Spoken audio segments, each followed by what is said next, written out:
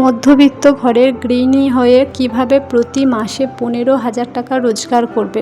সবসময় তো সঞ্চয়ের কথা তোমাদেরকে বলেছি, কিন্তু রোজগারটা কিভাবে করবে এই ভিডিওটাতে কিন্তু সেটা তোমাদেরকে বলবো যে তোমরা ইনকাম কিভাবে করবে। কারণ ইনকাম করে তারপরেই তো তোমরা সঞ্চয় করবে, তাই না? একটা গৃহিণী হয়ে সংসার সামলে প্রত্যেক মাসে 15,000 টাকা তোমরা সঞ্চয় করতে পারবে বা রোজগার করতে পারবে। তো কিভাবে করবে জানতে হলে তোমাদেরকে কিন্তু পুরো ভিডিওটা দেখতে হবে। ভীষণ সহজ টিপস দেবো, যেটা মানে যে কোনো গৃহিণী যে কোনো পরিস্থিতি থেকে ঘরে বসে, সবথেকে বড় কথা ঘরে বসে কিন্তু তোমরা 15,000 টাকা রোজগার করতে পারবে খুব সহজে। তাই ভিডিওটা দেখতে থাকো। হ্যালো এভরিওয়ান, আসসালামু আলাইকুম। কেমন আছেন সবাই? আশা করব যে যেখান থেকে আমার ভিডিওটা দেখছেন প্রত্যেকে খুব ভালো আছেন আর সুস্থ আছেন। আমরাও কিন্তু আল্লাহর অশেষ রহমতে অনেকটাই ভালো আছি। তো কীভাবে 15,000 টাকা রোজগার করবে বলো তো? 15,000 টাকা রোজগার করা কিন্তু খুব সহজ। তোমরা কিন্তু এর থেকে বেশিও, তোমাদের যখন ব্যবসাটা চালু হয়ে যাবে তখন কিন্তু তোমরা এর থেকে বেশিও রোজগার করতে পারবে। তাই নিজেকে সবসময় চেষ্টা করতে হবে যে আমি রোজগার করব, এই চেষ্টাটা কিন্তু নিজের মনের মধ্যে রাখতে হবে। তুমি যদি নিজের মনের মধ্যে এই চেষ্টা রাখো না, দেখবে তুমি ঠিক পারবে, উপার্জন তো করতে পারবে। কারণ উপার্জনের এত সহজ পথ তোমাদেরকে দেখাবো, তো এই পথ থেকে তোমরা উপার্জন তো করতে পারবে। আর কি বলো তো, সবসময় যেটা বলি তোমাদেরকে একটা লিস্ট তৈরি করতে হবে। আর টাকা যে সঞ্চয় করব, সঞ্চয়ের কিন্তু মানসিকতা রাখতে হবে। আর ডেলি বিশেষে কিন্তু তোমাদের কাজ করতে হবে।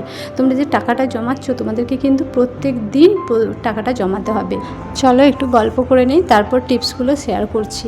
তো এটা ছিল 5 এপ্রিল, বেটুর জন্মদিন ছিল এই দিন। তো ওর জন্মদিনটা একটু বাড়িতে ছোটোখাটোভাবে মানে সেলিব্রেট করেছিলাম। যেহেতু আমরা বাড়িতে নেই, যদি বাড়িতে থাকতাম তাহলে হয়তো বড় করে হবে, যেটা আগের বছরে হয়েছিল। দেখবে আমার চ্যানেলে ভিডিও আছে, তোমরা দেখতে চাইলে গিয়ে দেখে আসতে পারো। তো আগের বছর খুব ধুমধাম করে বড় করে করেছিলাম, তখন আমি বাড়িতে ছিলাম। আর এখন যেহেতু বাইরে আছি, এখানে তো সেরকম কেউ নেই, আর আমাদের পরিচিতি সার্কেলও এখানে খুব কম, যেই কারণে নিজেদের মতো একটু করছি। আর ওর পাপার দুটো অফিস কলিগকে বলেছিল, ব্যাস ওই দুজনে এসেছিল, দিয়ে ছোটোখাটো করে উদযাপিত করলাম, যাতে ওর একটু ভালো লাগে। আসলে কি বলো তো, আমাদের জন্মদিন পালন হোক বা না হোক কিছু মনে হয় না, বা আমরা যখন ছোটো ছিলাম তখন এই সবের ব্যাপারটা খুব একটা বেশি ছিল না, সেই জন্য আমাদের কিন্তু অতটা কিছু মনে হতো না। কিন্তু এখনকার যে বাচ্চারা, তখন কি বলো তো, আমরা গ্রামে থাকতাম, সবার সাথে খেলাধুলো করতাম, সব কিছুর মাঝে আমাদের এই জন্মদিন ব্যাপারটা আসতো না, ভুলে যেতাম বা কিছু মন খারাপও হতো না। এখনকার বাচ্চারা দেখবে বেশিরভাগই যেহেতু ওরা একা একা মানুষ হয়, তো এই সমস্ত কোনো কিছু করলে তখন 2-4 জনকে দেখতে পায়, বা একটু রিল্যাক্স বোধ করে, ওদের একটু ভালো লাগে যে কোনো কিছু একটা পায় আর কি। নাহলে তো ওরা সবসময় সেই খাঁচায় বন্দি পাখিদের মতো ঘরের মধ্যেই ওদেরকে সবসময় থাকতে হয়, যে জায়গা থেকে একটা ইরিটেশন তৈরি হয় বাচ্চাদের মধ্যে। বাচ্চারা মিশতে জানে না সবার সাথে, অনেক বাচ্চা থাকে যারা ভয় পায় বেশি লোকজন দেখলে। তো এই সবের মধ্যে যদি থাকে তাহলে বাচ্চাগুলো কিন্তু অনেকটা সামাজিকতাটাও শিখবে, সবাইকে চিনবে, জানবে, ভয় ব্যাপারটা থাকবে না। তো সমস্ত কিছু মিলিয়ে মিশিয়েই কিন্তু এই জিনিসগুলো করা। নাহলে জন্মদিন করতে হবে এমন কোনো বাধ্যবাধকতা নেই। ওই আর কি, এমনিতে দেখো কেউ কিন্তু তোমার বাড়িতে আসবে না। যদি তুমি কোনো কিছু একটা অনুষ্ঠান করো, তার দৌলতে কিন্তু মানুষ আসে। তুমি কাউকে ইনভাইট করলে সে কিন্তু সেখানে তোমার কথা রাখতে তোমার কাছে আসবে, বা বাচ্চাটাও 5টা বাচ্চা পাবে, তাদের সাথে খেলাধুলো করবে। জন্মদিন মানেই তো বাচ্চাদের সাথে দেখবে ছোটো ছোটো বাচ্চাদেরকে বেশি বলা হয়, যাতে মানে বাচ্চাটার স্পেশাল দিনটা বেশ স্পেশাল হয়ে ওঠে, সবার সাথে যেন ওর অনেকটা ভালো সময় কাটে। কিন্তু এখানে যেহেতু সেই অপশন নেই, তাই কিছু করার নেই। তো ওর পাপার অফিসের 2জন কলিগ এসেছিলো, ওই তাদের সাথে সেলিব্রেশন হয়েছিল। তো এতেও কিন্তু ও খুব মজা পেয়েছিল। আর আগের বছর ছোট ছিল, অতটা ঠিক বুঝতে পারে না জন্মদিনটা। তো এবছর কিন্তু ও অনেক আগে থেকেই মানে ভীষণ আনন্দিত যে হ্যাঁ এবারে আমার জন্মদিন হবে, আমি জন্মদিনে এটা খাবো, ওটা খাবো, এই কেক কাটবো। এখন যেমন ব্যাপারটা বুঝে গেছে, জন্মদিন মানে কেক কাটা হবে। আর কেক কাটতে আর কাটার থেকে খেতে তো ভীষণ ভালোবাসে, কারণ বারবার দেখছো কেকটা কখন কাটা হবে করে একদম উদ্ব্যস্ত হয়ে যাচ্ছে। ওকে বারবার ধরে ধরে রাখা হচ্ছে, দাঁড়াও এরপর কাটবো, এরকমভাবে বোঝানো হচ্ছে আর কি। বাচ্চা ছেলে মানে ওদের তো এইসবই ইন্টারেস্ট আরও বেশি হবে, তাই না? ওকে যখন জিজ্ঞাসা করছি তো এবছর জন্মদিনে কী গিফট নেবে তুমি, ও বলছে কেক গিফট নেবো, মানে ও জানে জন্মদিন মানেই কেক। তো এর মাঝে যে আর কোনো কিছু গিফট পাওয়া যায় সেই আইডিয়াটা ওর নেই। আগের বছর তো বললাম বোঝেই না, যে এই কারণে আর কি। তো জন্মদিন সবার দেখেছে কেক কাটিং হয়, তো কেকটাই কাটা হবে, এটাতে ইন্টারেস্টেড। তো এখানে কেক কেটে ফেলেছে কিন্তু বাতি নেভাতে ভুলে গেছে, আর এত উদ্ব্যস্ত করছিল আমাদেরও আর মনে নেই যে হ্যাঁ বাতিটা নেভাতে হবে। তো শেষমেশ এতক্ষণে কেক খেতে খেতে ও বাতি নেভাচ্ছে দেখো। তো চলো তোমাদের সাথে টিপসগুলো শেয়ার করি এবার। এখন কি বলো তো, সব থেকে সহজ কাজ হচ্ছে তোমার সেলাই করা। অনেক কাজই রয়েছে সহজ, তো তার মধ্যে আমি একটা বলবো সেলাই করা। যেহেতু আমি সেলাই জানি এবং আমি সেলাই করে প্রচুর টাকা সেখান থেকে রোজগার করেছি, এমনকি সেখান থেকে আমি কিন্তু অনেক ভালো ভালো জিনিস অ্যাচিভ করেছি। আমার আসলে গোল্ডের ওপরে অনেক নেশা, তো আমি অনেক গোল্ড করেছি কিন্তু এই সেলাইয়ের কাজ করে। তাই বলবো যে সেলাইটা কিন্তু খুব সহজ কাজ, তুমি খুব অল্প দিনে শিখে যেতে পারবে, আর এতে কিন্তু রোজগার অনেকটা বেশি, তোমার খরচ কিন্তু খুব কম। যেমন ধরো তুমি নাইটি ব্যবসা করে প্রত্যেক মাসে 15,000 টাকা রোজগার করবে, একদম একটা মানে অভাবের সংসারে থেকে তুমি এটা করতে পারবে। দেখো তুমি যদি নাইটি বানাও, তো তার জন্য একটা নাইটি তৈরি করতে গেলে তোমার 100 টাকার যদি তুমি একটা ছিট কেনো তোমার কিন্তু হয়ে যাবে। তো তোমাকে সেরকম জায়গাতে গিয়ে কিনতে হবে। তুমি যদি মানে তোমার লোকাল কোনো জায়গা থেকে কেনো, সেখানে কিন্তু 100 টাকায় তুমি একটা নাইটির ছিট পাবে না। কিন্তু তুমি ভালো জায়গাতে যদি যাও, যেখানে হোলসেলে মাল দেয়, সেখান থেকে তোমরা নিয়ে আসবে, দেখবে 100 টাকাতে কিন্তু তুমি একটা নাইটির পুরো কাপড়টা পেয়ে গেলে। সেটাকে তুমি কাটিং করে নাইটিটা যদি বানাও, তুমি নাইটিটা বিক্রি করবে কত, এখন এক একটা নাইটির দাম 300 350 টাকা। তো আমি সেটা ছেড়ে দিলাম।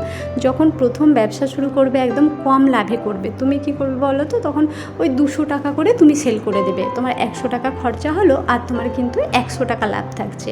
আর লাগবে একটা সুতো, একটা সুতোর দাম 3 টাকা, তো তাও তোমার পুরো সুতোটা লাগবে না, একটা সুতো কিনলে তুমি অনেকগুলো নাইটি বানাতে পারবে। তো ওটা বাদই দাও, তুমি যদি 100 টাকা তাহলে খরচ হলো, তোমার কিন্তু পুরো 100 টাকা লাভ থাকলেও তুমি সব থেকে কম লাভে যদি করো। আর যদি বেশি লাভ নাও তো তুমি সেখানে 250 টাকাও নিতে পারো। তো আমার যতদূর মানে আমি তোমাকে বলবো, যেহেতু আমি এই কাজটা একটা সময় করে এসেছি, এখন কারণবশত একটু মানে কি বলবো বন্ধ রেখেছি, আবার নেক্সট টাইম শুরু করব, কিছুদিনের মধ্যেই আবার শুরু করব কাজ। তো এখান থেকে কিন্তু তুমি প্রতি মাসে 15,000 টাকা করে সঞ্চয় মানে রোজগার করতে পারছো। এছাড়াও তুমি যখন নাইটি বানাবে, শুধু কি নাইটিই বানাবে, তুমি প্রতিদিন দেখো তুমি যদি নাইটি বানাও, নাইটিতে খুব অল্প সময় লাগে নাইটিটা সেলাই করতে। তুমি প্রত্যেকদিন সংসারের সমস্ত কাজ সামলে, বাচ্চা মানুষ করে, বাচ্চার পড়াশোনা দেখিয়ে, সমস্ত কিছু করে তুমি প্রত্যেকদিন, আমি কমপক্ষে বলছি 5টা নাইটি বানাতে পারবে। 5টা নাইটি মানে তোমার কত, 500 টাকা লাভ হচ্ছে। তাহলে তুমি একদিনে যদি 500 টাকা রোজগার করো, তাহলে মাসে কত টাকা রোজগার করছো? তাহলে 30 দিনে তুমি 15,000 টাকা রোজগার করছো।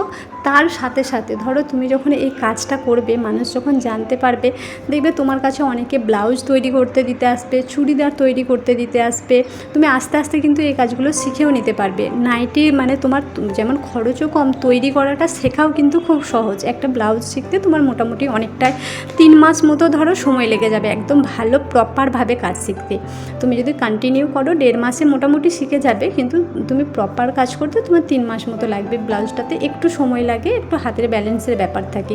নাইটিতে ওই সব কোনো কিচ্ছু লাগে না, তুমি প্লেন সেলাইটা জানলেই কিন্তু একটা নাইটি বানাতে পারবে। সেই জন্য আমি নাইটির বিজনেস দিয়ে শুরু করলাম।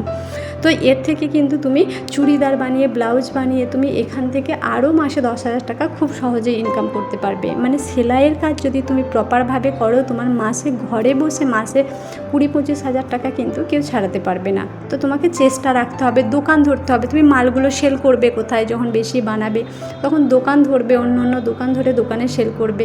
তোমার পাশাপাশি যারা তোমাকে মানে বানাতে দিয়ে যাবে না, এখন সেলাইয়ের চার্জ জানো তো, একটা ব্লাউজ বানাতে গেলে কিন্তু 300 টাকা চার্জ, বুঝতে পারছো? কিন্তু তোমার খরচা কত, 300 টাকার মধ্যে হয়তো 50 টাকাও তোমার খরচা হবে না। তাহলে তুমি ওখান থেকে কিন্তু 250 টাকারও বেশি লাভ করছো। আর তুমি যখন সেলাইটা দেখে যাবে না, শিখে যাবে না, তুমি তখন শুধু একটু ইউটিউবটা স্টাডি করবে। যে কোনো জিনিস কিন্তু তোমাকে স্টাডি করতে হবে। তুমি ইউটিউব দেখবে, বিভিন্ন ধরনের ব্লাউজের ডিজাইন, চুড়িদারের ডিজাইন বা লেটেস্ট কোনো জিনিস দেখবে, তুমি ওখান থেকে ইউটিউব থেকেই তুমি বানাতে শিখবে সবার আগে।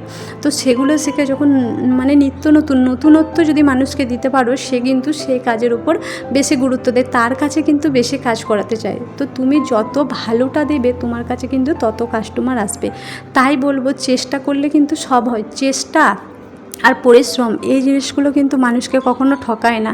তুমি খুব সহজেই কিন্তু বছরে 1,80,000 থেকে 2 লক্ষ টাকা পর্যন্ত খুব সহজে রোজগার করে নিতে পারবে।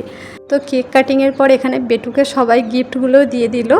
তো ও সেই গিফটগুলো পেয়ে কিন্তু ভীষণ খুশি। সব থেকে পছন্দ হয়েছে ওর ল্যাপটপ আর গাড়ি, এই দুটো জিনিস। তারপরে এখানে আমাদের ডিনারে ছিল বিরিয়ানি আর স্যালাড, তার সাথে করেছিলাম চিকেন রেজালা। তো যারা এসেছিলো তাদেরকে খেতে দিয়ে দিচ্ছি, আমরা একটু রাত করে খাবো। আজ তাহলে আসি, ততক্ষণ সবাই ভালো থাকবে, সুস্থ থাকবে।